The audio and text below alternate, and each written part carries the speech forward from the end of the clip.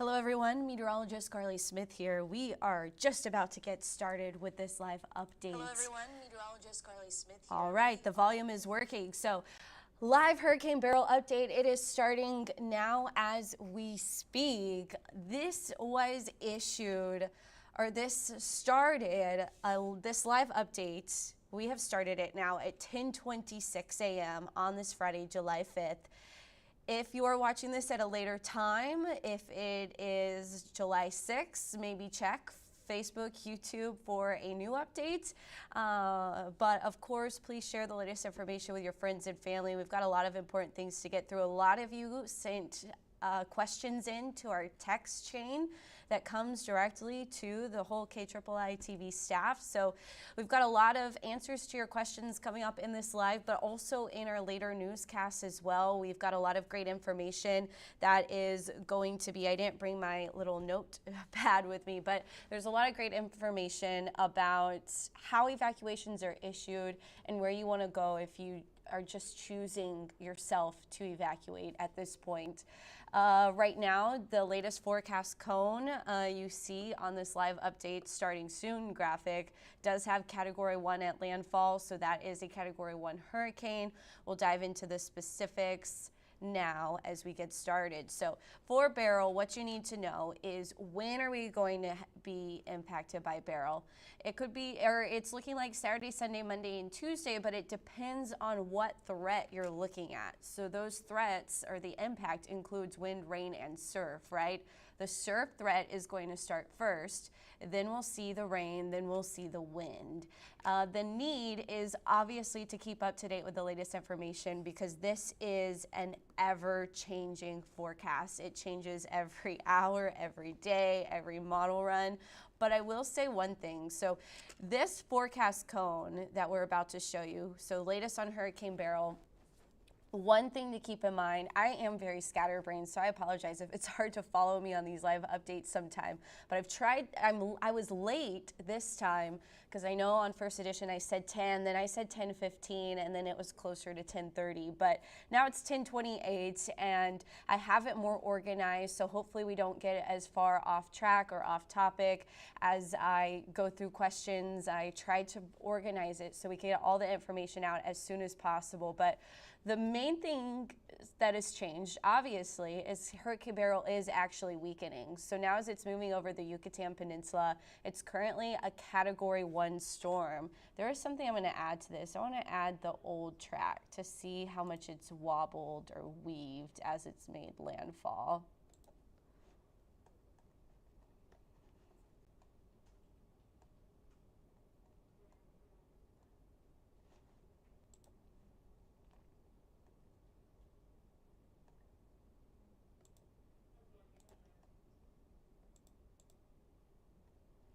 Okay, so I do have that. Okay, so right now as it's making landfall, it is a little bit more, well, it says currently the latest data from the National Hurricane Center is it's moving west-northwest, but I would say, where's the line tool? Sorry, I know where it is. I just think out loud. That's how I work. So I would say it's, I guess that's west-northwest, but I would say it is moving a little bit more northwest than a lot of guidance had suggested as it crossed the Yucatan. So that's kind of a shorter path than if it was to move directly across.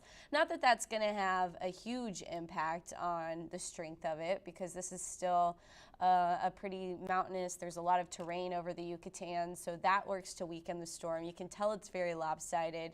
This right here is a feeder band. So I am getting distracted. I love radar analysis. That is like my favorite thing to do. It's where I feel like I thrive is when I'm just out loud analyzing the radar and what the radar means. This is satellite, it's not radar because we don't really have access to Mexico's radars very easily at least. But anyway, this right here is a feeder band. So like we saw with Alberto and right here, these are the areas that could cause flooding after it makes landfall. So that's always a concern and an issue. This is where the tornado threat would be greatest as well. So anyway, we'll move on because I know you have important questions that you asked, and analyzing where the feeder band is probably not one of those questions at this point. So Category 1, here's the historical line. So it has wobbled a little bit as it was increasing to Category 3, then falling back down to Category 2, interacting with that wind shear. But here's the latest path. This does have, so through Sunday 6 a.m., it's still in the Gulf, but nearing land. So the earliest, let me tweak these real quickly because they bother me. Otherwise, it's not a huge issue. But 6 p.m., 6 a.m., 6 p.m., Sunday 6 a.m., it's still in the middle of the Gulf of Mexico. Sunday 7 p.m., we could have, if it is on the western or southwestern side of this track, we would have landfall in Mexico Sunday evening. Then, as we continue on, landfall in Texas would likely be Monday morning. The current NHC forecast is Monday morning at 7 a.m., a Texas landfall. Monday morning at 7 a.m., a Texas landfall possible. Then as we continue on, we would have it moving inland. So this is landfall. This is Tuesday at 7 a.m. We're still dealing with tropical storm force wind that is over the northern region of the viewing area. So that will start. We'll show the timeline of when the winds will start because they will come earlier than 7 a.m. 7 a.m. is just when landfall will be. And then 7 a.m. is when B County, Live Oak County would still be dealing with tropical storm force winds. So yes, 85 mile per hour winds possible at landfall. If we do zoom into our region, the latest forecast does have Baffin Bay, Kennedy County, kind of the target zone for that landfall. And yes, the forecast trend, so this was one of the questions that were sent into our text line. One of the questions was, you know, a lot of the questions were intensity, location of landfall, and unfortunately still at this point, there's still a large area where landfall could happen. There's still a lack of confidence in the exact location of landfall. And that is actually pretty typical even this far out. It's not abnormal for us to not be confident where landfall would be. But it has been trending north, and I think that is an important trend to note and keep an eye on, is that northward trend in the forecast. It's a trend, and it's been proven right every single time. Every single day this week, Monday through Friday, I've gotten on here and I say, I think the trend is further north. I think the trend is further north. And that continues to be the case every single day from here on out, basically. But something I wanted to point out is the distance between where the eye or the center of the storm could be is still over 100 miles of discrepancy. So that's a pretty big range there.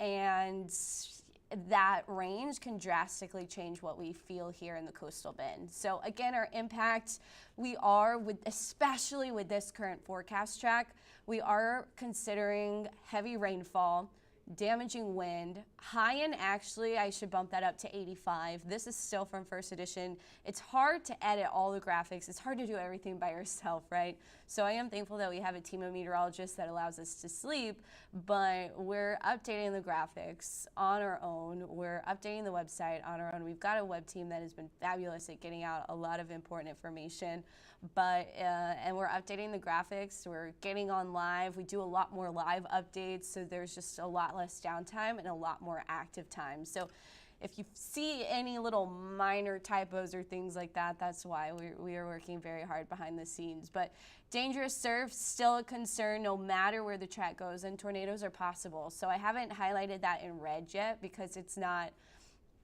the highest impact yet. We have a marginal risk of some severe storms on Monday, and I'll get to that here in just a second. But a really big note, I'm gonna make this nice and big. Any minor shift in the track can mean big changes in the impact. And minor, I mean like 10 miles one way, 10 miles the other way, that could have a big impact on what your specific home feels versus what your friends 10 miles down the road feels. So it is very different. And so here's a highlight. So this was Alan's forecast last night based on the National Hurricane Center's line. So this is not saying like my forecast is better or worse than Alan's. That is not what I'm doing. I'm just trying to emphasize how the impact has shifted as that center track shifts, right? So yesterday at 10 p.m., the impacts were a little bit further west and south.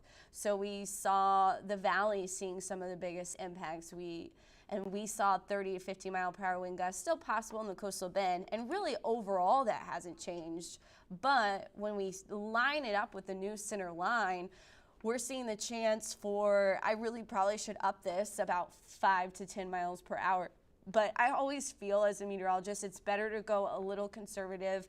And as your confidence grows, you go up as with the wind and the rain as your confidence grows. I also do feel it's important to note the worst case scenario. So you are prepared for that. And we do tend to say, plan for at least a category higher than what's forecasted. And what's forecasted right now is a Category 1 hurricane with a possible landfall into Kennedy County, which would keep the chance for at least some Category 1 wind gusts into Nueces County. And so we've got 50 to 65 mile per hour sustained winds possible, those gusts up to 75 miles per hour. But I don't want to focus on this for too long. But when it comes to boarding up, I think this map is important. So between today and Sunday morning, this map will shift. And as it does, it's going to kind of be a good guide of whether or not you should board up. And so one of those questions a lot of people have been asking is, well, where do we go if we need to evacuate? That wasn't the question I was planning to put up yet. Hold on.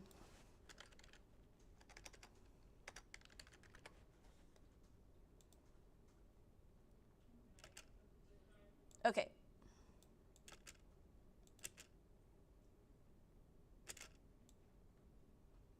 So here's the when should we board up question, right? So when should we board up? That's a question a lot of people have been asking, or should I board up now? Is it worth boarding up? I will say, if you're at all worried, boarding up is not a bad thing. You have to put in some extra effort. You get nails and holes in your house or your home, but it's not a bad thing, right? So, I don't think any of us should judge any of our neighbors for boarding up versus not boarding up. Like, we have more to worry about than that. So if you're worried, there's no harm in boarding up. If you want to wait it out and see how strong it's going to end up being, we still have time to do that. So Saturday, forecast details will get better. Sunday, so the earliest arrival time of tropical storm force winds, which we don't always encourage everyone to board up with tropical storm force wind.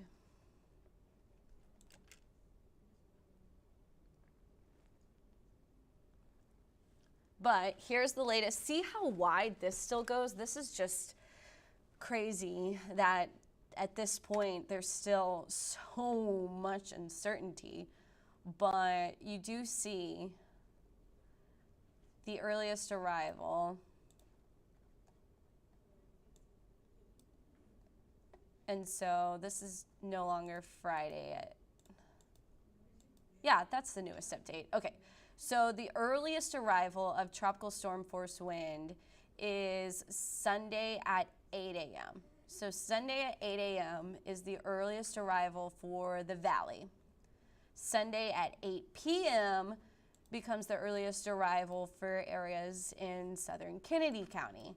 Then between Sunday at 8 p.m. and Monday morning at 8 a.m., so Sunday night. So if you were wanting to board up, you would want to do it before Sunday at 8 p.m.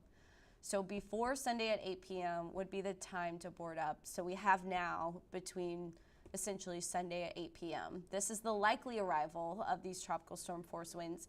They could arrive earlier. But what a tropical storm force wind does is it increases the risk of like tree limbs blowing around. It wouldn't be fun to hold plywood up while you're trying to board with tropical storm force winds around. But yeah, so this is tropical storm force winds. This is not hurricane wind. So what you see is that 60% chance for, or probability for tropical storm force winds across Corpus Christi. So it's not a 100% chance, it's not even a 90% chance, but it is a high chance, right? So let me zoom back in real fast. So Baffin Bay area, the Padre Island, this area has almost an 80% chance, but it's a near 70% probability of getting tropical storm force winds. And tropical storm force winds, I'll have a graphic that's going to be put up, but that is 39 to 73 miles per hour. So low end, not that bad. High end, which is trending higher, gets close to the time you might want to board up. So again, this is 60 to 70 mile per hour winds, and there is a trend that this cone or this center line keeps moving north. And if it keeps doing the trend, if it keeps slowly moving north with every forecast output, then we'll be in a different ball game, right? So we'll talk about that in more detail coming up as well. But that is on our tropical storm wind probability.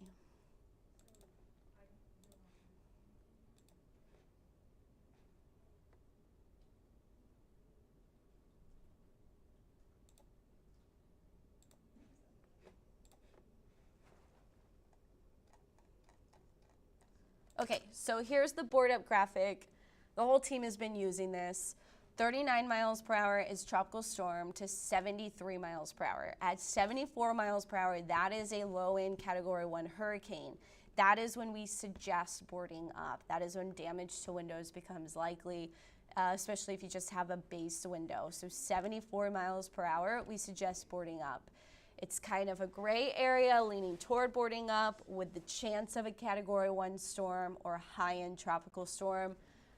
Not as necessary at 39 miles per hour, right? We get storms, wind gusts that are 30 to 40, 50 miles per hour regularly. We do lose power in those instances, and we do see tree limbs fall, and we see power outages anywhere between 40 and 60 miles per hour. But window damage becomes more likely the closer we get to 74 miles per hour and higher.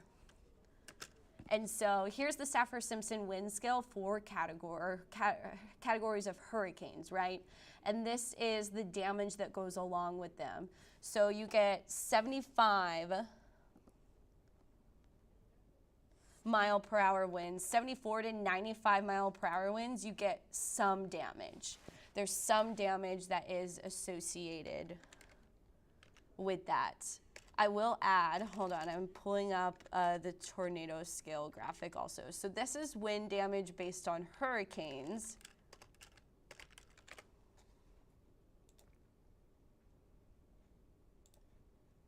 For anyone that's from out of town or has moved here from somewhere further north, such as Dallas-Fort Worth and area Lubbock, any areas that get tornadoes, I have a comparison for you.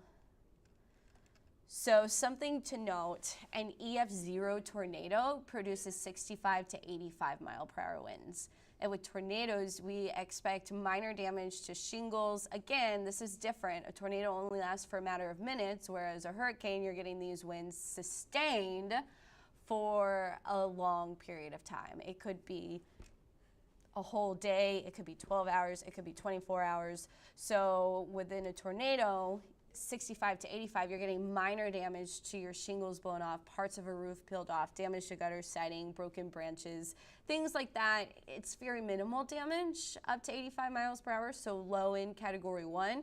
But EF1 damage, 86 to 110 miles per hour.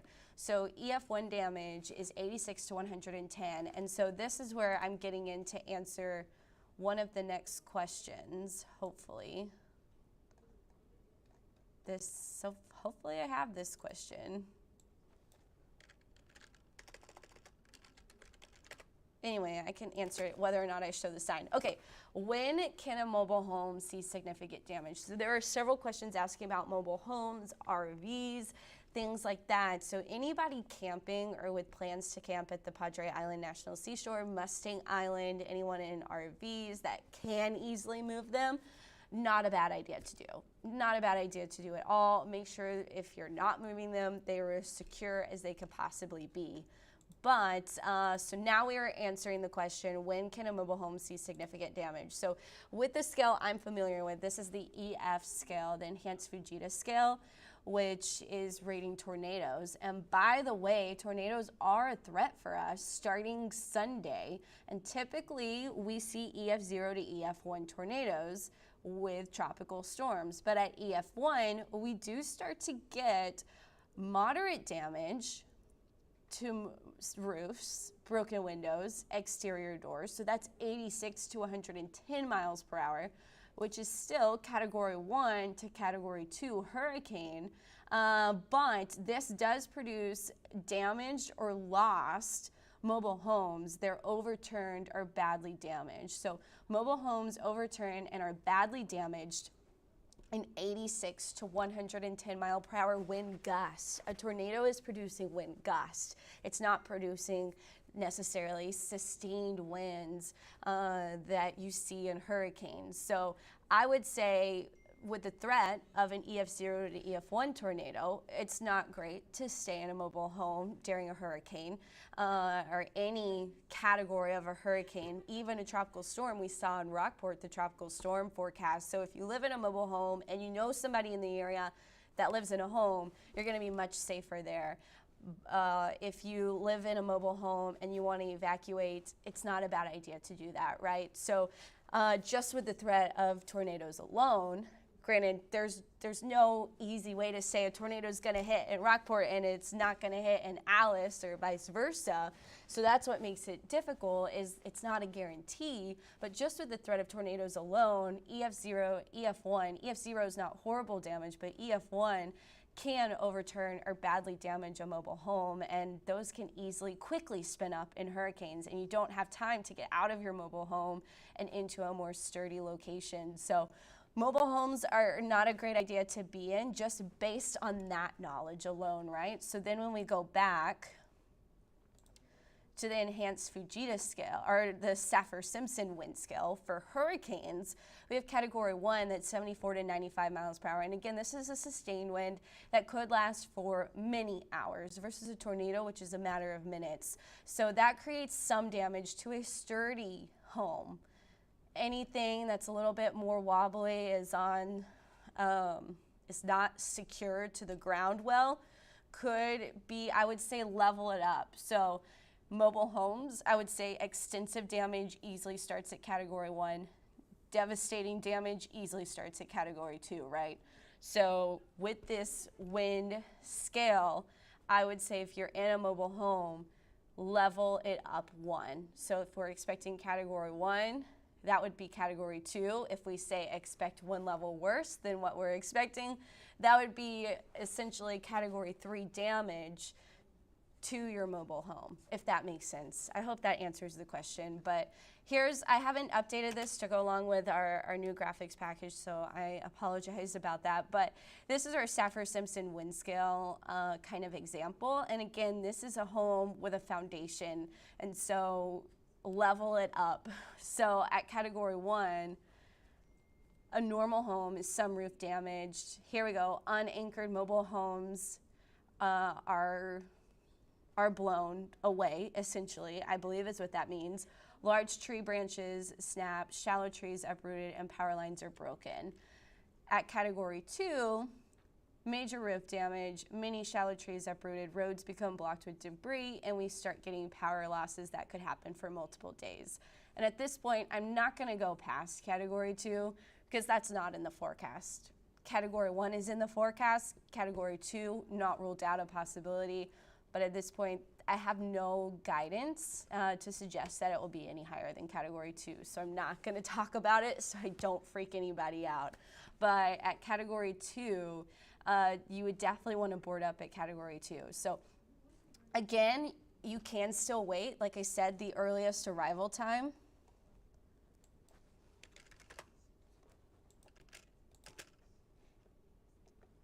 Actually, I keep saying the earliest. That is not true.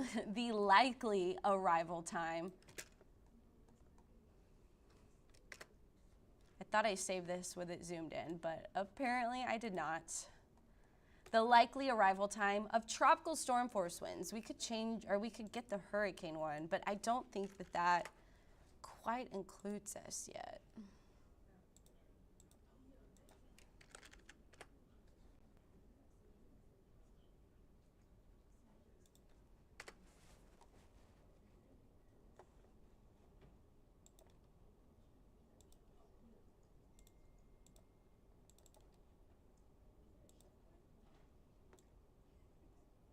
So here's our hurricane probability, which is good. I like this.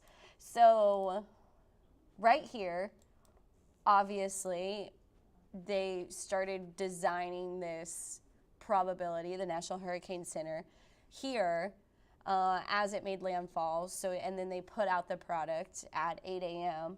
And so you can see there was 100% probability where it initiated, and now it is expected to weaken. So we still see a chance for Category 1 as it approaches the northern coast of the Yucatan Peninsula, and then we just are expecting tropical storm force winds until it gets right here in the Gulf of Mexico.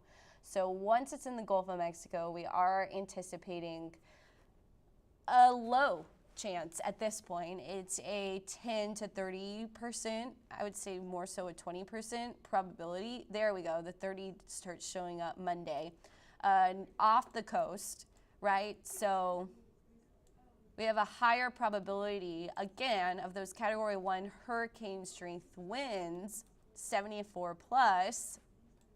This is the probability of 74 plus, but we're anticipating Category 1 winds mostly right along the coast.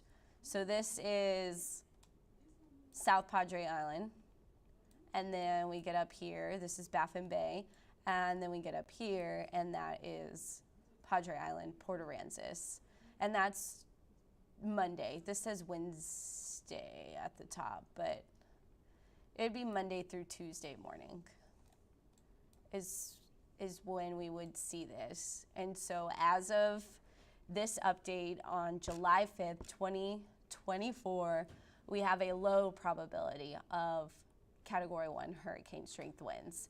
So that means there's a 20 to 30% chance that you would need to board up, right? So I can't really answer the question for you, but I can give you things that we have learned as meteorologists from previous hurricanes and previous circumstances, and I can show you all the data that I have, and then ultimately you have to make the decision. So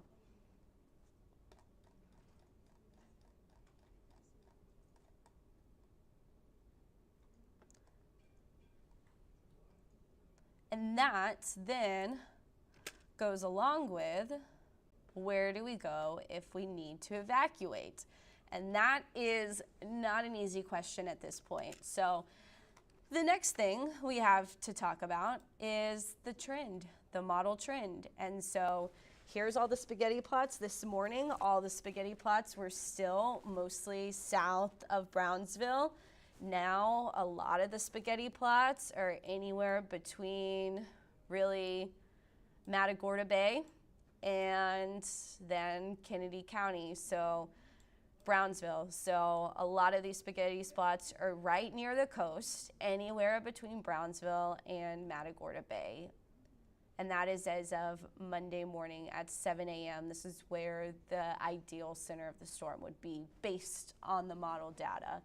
And so you can see the forecast cone is accounting for all of these major models still at this point.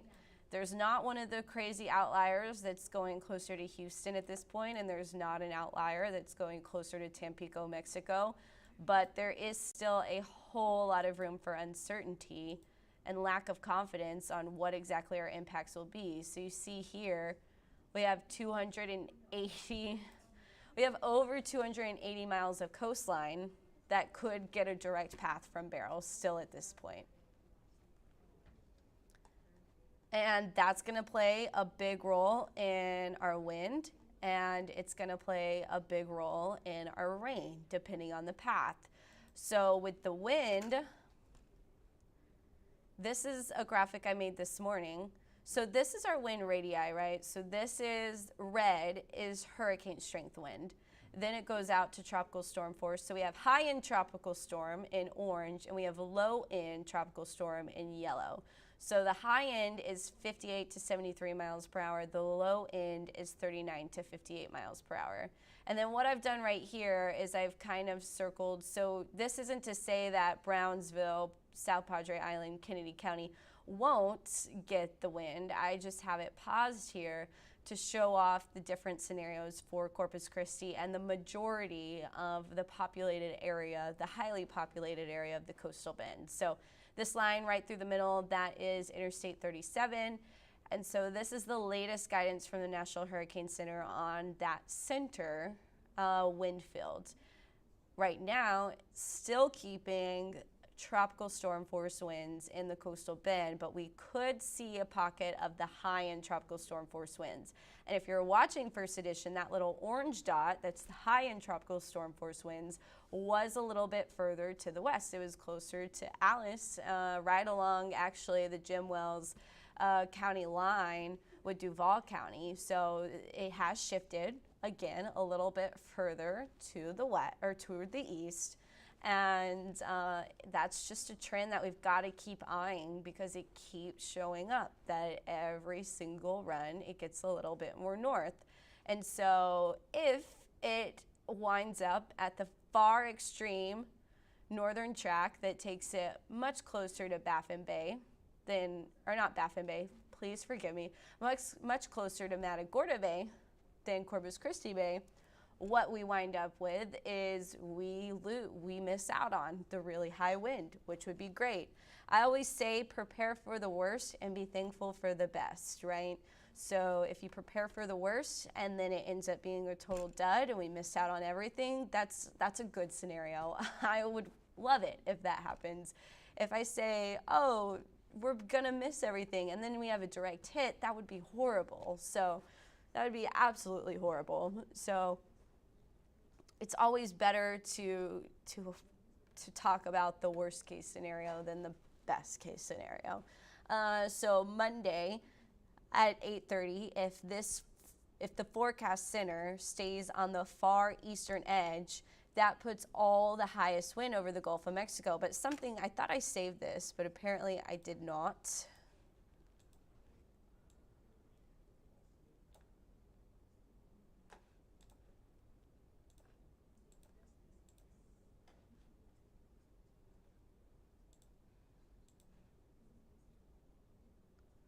Something to consider. Oh, I did save it.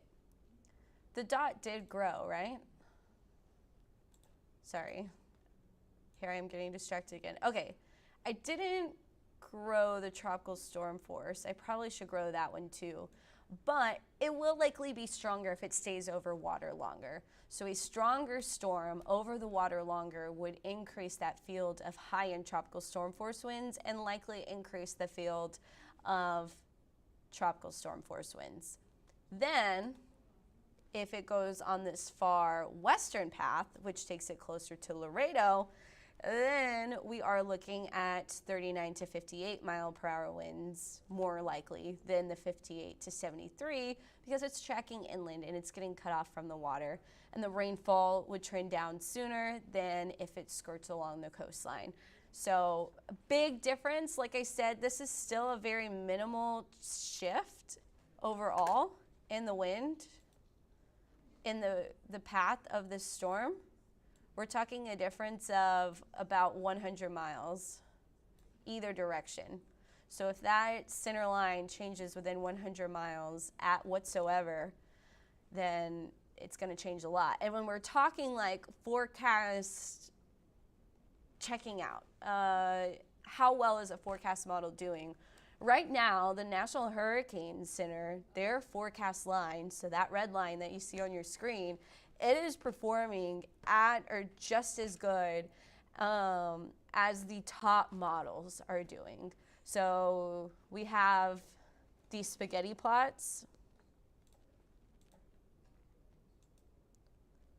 And so the forecast track line, I don't remember off the top of my head what the ones that are doing great are doing, but the National Hurricane Center forecast track, the average of all the runs that have reached 120 miles are only off by about 60 miles. So I'm giving you an example that's 100 miles off. The National Hurricane Center is actually doing much better than a 100-mile off forecast. So that would keep it more so like here and here potentially, right? For the center of that storm. So that would still put a chance for tropical storm force winds on one end or the other of the coastal bend. So I have more answers today, but there's still a lot of unknown because, like I said, just a minor shift in that line can change our impacts pretty greatly. And so, yeah, and that's still really going to be the case up until landfall, right? When it comes to rain, we have a rainfall map. A lot of the model guidance and the National Hurricane Center has put out this similar rainfall map that I've drawn here. It does look like we could wind up with 3 to 6 inches across the coastal bend based on this current forecast center. And I do want to point out, I don't know why I hit enter to edit that. Let's bring it back up. I do want to point out that right here is about a 30-mile difference. So this forecast cone is shifted just 28 miles a little bit further to the east. And so that hasn't changed our rainfall that much, but it did change our wind forecast quite a bit. So again, very minimal changes. So that's like a little over a marathon. A person could run the difference between those, which is just crazy to see how big of a change just a little bit of land can make. So yeah, this is the rainfall forecast as of today. It will change. It will change between me and Alan coming in this evening. It will change between Alan and meteorologist Faith Colbert tomorrow. And it will likely change between Faith and Kristen Wallace. So it's so super important. We have this graphic here for a reason, to keep up to date with the latest. I just spent 30 plus minutes going over the latest, but in 6 hours, all of this will likely be shifted a little bit more. And yes, there is a trend that it continues to shift, but okay, we do have, I said I was going to answer where do we go if we need to evacuate. So we do need to get to that. So the rain is one thing I was going to show for that, but let's look at this Texas rainfall map. So the orange showing up is based on the likely probability of Beryl's forecast track. It's wider probably than it will end up being because there is still uncertainty in Beryl's path, right? So the orange, the 5 to 7 inches of rain will likely get narrowed down. The 3 to 4 inches of rain will likely get smaller once that track is really identified. But at this point, close locations to Corpus Christi, Brownsville, obviously I would not go to Brownsville. They still could very easily have a landfall. Laredo could very easily still be in a path with tropical storm force winds and heavy rainfall.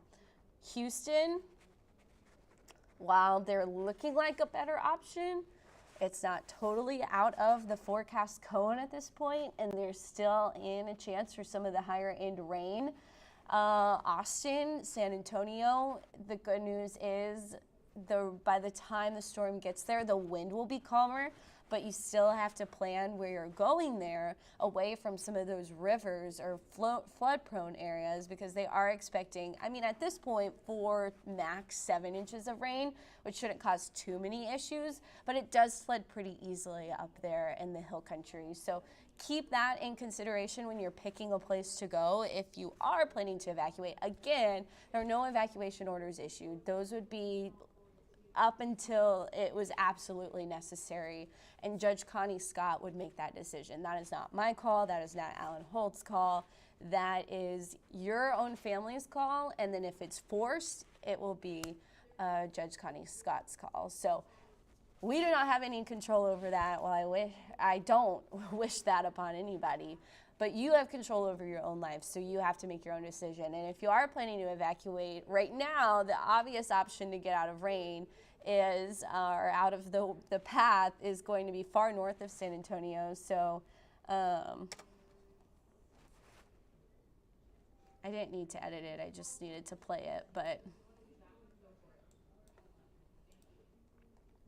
So San Angelo, but we can get a little bit closer in. So Kerrville's not totally out of the question, but Kerrville, Harper, Junction, Llano. Anyway, these are all small little cities. Even Dallas-Fort Worth, that's such a far drive, right? So anyway, the further inland you go, the weaker the winds are going to be, essentially. I would not drive south, and I would not stay along the coast. The further inland you get, as the storm moves inland, it will weaken either to tropical storm or depression, depending on how far inland you make it. So along the coast, I would not suggest Brownsville, Houston, Laredo still could get tropical storm force winds, but it likely would not still be a Category 1 hurricane there. So it's not a horrible idea, but it's not a great idea. In San Antonio, it is expected the wind drops to a tropical depression by that point. So let's go back to the forecast cone. And again, let me stay on track. We'll go to the forecast cone, and then we'll go look at the spaghetti models. But again, I think it's too early to be making that call at this point. Sunday would be the latest day you would want to drive somewhere. So we still have all day today and all day tomorrow to really start making some of those harder decisions. But with the forecast cone, okay, so we have a hurricane through the southern coastal bend possible, and that includes Brownsville. Laredo would be weakening from a hurricane to a tropical storm. San Antonio at this point is still a tropical storm, right on the southern side of San Antonio. It's not forecasted to weaken to a tropical depression with 30-mile-per-hour winds until Wednesday at 7 a.m. And that takes it through Houston somewhere between storm and depression. San Angelo is technically included in this. They're somewhere between storm and depression, so somewhere between 30 and 40-mile-per-hour winds, which overall, if you're in a hotel and you're not driving anywhere during those winds, you would be fine. So 30 to 40-mile-per-hour winds is not bad at all. So anywhere in this little zone is okay, but you do have to watch out for, I wouldn't rule out the Houston area for a possible landfall situation at this point, even though all the guidance at this time is really piled in closely on the coastal bend. But 85-mile-per-hour winds to 40 is going to be the trend across the coastal bend at this point in time, and that does include Laredo as it moves inland, but it should weaken much quicker if it went through the Laredo path to that tropical storm versus if it stays closer to the water. And I hope that helps. That's the best advice I have to give today. If you are wanting to get out of town, just to be extra cautious, I would wait to really make that plan until Saturday, latest Sunday morning. So there's this really great timeline that Alan had made. Or Kristen, I'm not sure. They were working together last night.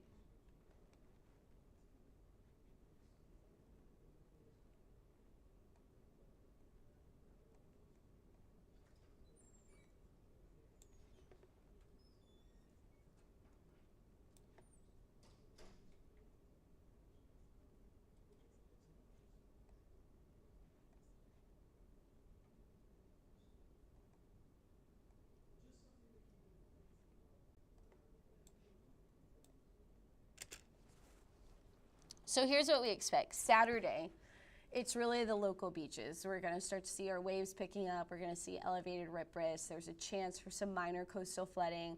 Mainly it's still hot, sunny, and humid on Saturday. On Sunday, Beryl is approaching the Texas-Mexico border. We get downpours from the outer bands, but it will be off and on. There is a tornado risk on Sunday. We are under a marginal risk of tornadoes on Sunday, so keep that in mind. We'll get breezier easterly winds, and that will be 10 to 20 miles per hour, gusts 30 miles per hour. As we get to Monday, Beryl is anticipated to have landfall late Sunday into early Monday morning. Strongest winds in the coastal bend will be Monday. Heaviest rain in the coastal bend will be Monday. Biggest surf in the coastal bend will be Monday. Tuesday, Beryl moves on, but the northern areas have a chance. So we'll see showers continuing, elevated surf, and all of the above. So that is really what we are looking at on our timeline day by day. So Tuesday, we still could have some flooding issues. We are under a marginal risk for flooding on Tuesday. So Tuesday, early in the morning, there's that flooding risk that we have to keep an eye on.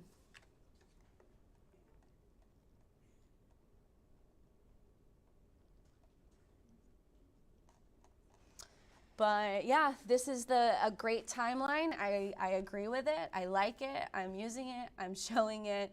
Yeah, so that's basically all I have for this live update. I'm sure a lot of you have asked some really important questions. I'll check out on them, and I will try to answer as many as I can later on today by messaging you. But hopefully I answered a lot of the questions as I went through everything.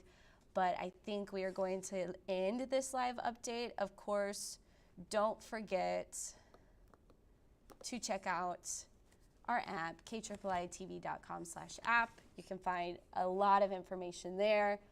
And the best way to Google things is to kind of Google what you're looking for and then also add KIII to it, KIII, and that'll help pull up our articles that we have written. I'm going to post in the comments. Okay, so there are a lot of questions about surge and North Beach.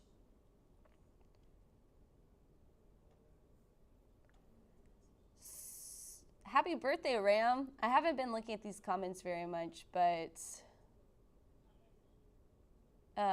anyway, the surge forecast has not quite come out yet, and that's because I think that is because there is still a lot of uncertainty in the forecast path, and we don't have an actual swell in the Gulf of Mexico yet. So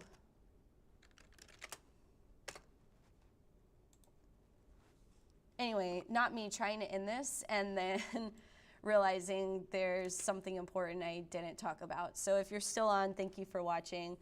I am going to pull up the wave heights. So right now we've got 2 to 3 foot swells off our coastline. We're starting to see some swells entering the Gulf of Mexico on the northern end of the Yucatan Peninsula, but there's not going to be a great base for our storm surge forecast until this wind and swell is over the Gulf of Mexico, and we can take that current latest information in the Gulf and then put that in the forecast model and then simulate the possible storm surge. Also, the angle of approach and the angle of the wind both play a big role in that storm surge. And so if we continue to be in the forecast track,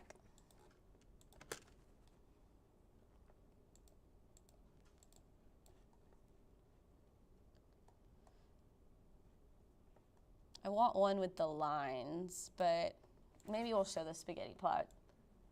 So if we look at these spaghetti plots,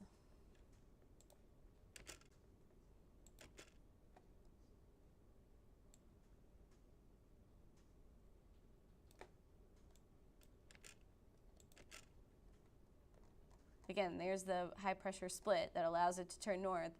But if we look at these spaghetti plots, so essentially anything that is moving north to south, more north to south than east to west across the coastal bend, that means we're going to see a period of easterly winds, so wind that is blowing off the Gulf of Mexico, and that will push water into our bays and beaches, right? But then we will see a period of wind that pushes everything back away from our bays and beaches. That will be out of the west on the backside of the storm. If we set up more so in one of those western scenarios, like the pink lines, that would then keep a lot of water piling up along the coast. So that would increase the surge potential for areas pretty much from Padre Island up toward Port Aransas. Let me look at a different graphic.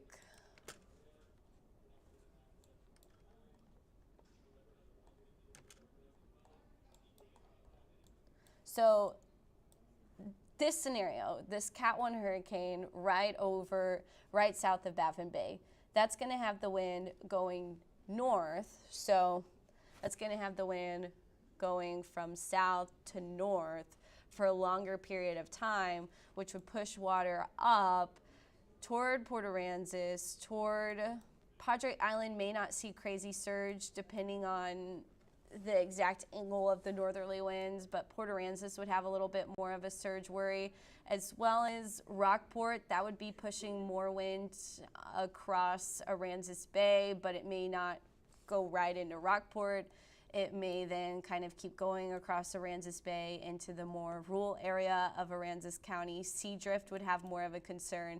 Again, this is just this exact setup, and if it keeps moving north exactly where it's at, we would then get westerly winds on the south side that push a lot of the water back out. So it's kind of a bad at first and then not toward the end kind of scenario that might play out, but that exact forecast track is going to play a big role in how much storm surge we see, and it's not an easy forecast. So we've been kind of waiting until we get guidance from the experts, the National Hurricane Center, to really dive into how our local beaches, whether that's North Beach, Rockport, Port Aransas, Padre Island, areas along Baffin Bay, until we know exactly how high the water might come up on those. So it's a tricky forecast, and we're going to leave it at that, and I'm going to end this live, and I hope everyone had some questions answered, and there's still a lot of questions that I have as well, unfortunately. So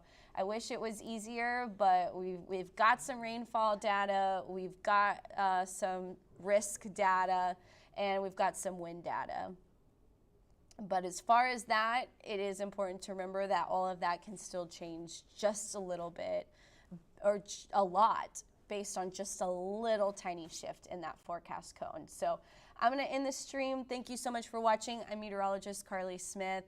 We'll talk more throughout the weekend. I mean, not be the main meteorologist, but we'll have you covered. Don't worry. Someone will be on here and on TV throughout the whole event, including myself. I'll be in at some point. That just schedule isn't totally ironed out just yet, so I'm not making any promises, but thank you again for watching.